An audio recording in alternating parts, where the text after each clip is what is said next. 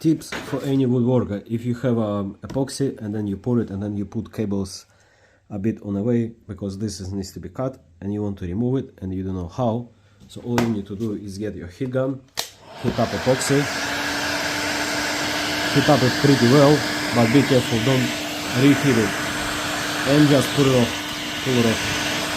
see, maybe you will feel a little bit.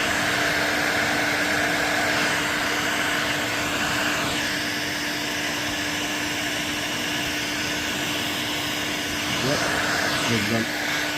And now I can cut and my cables are safe.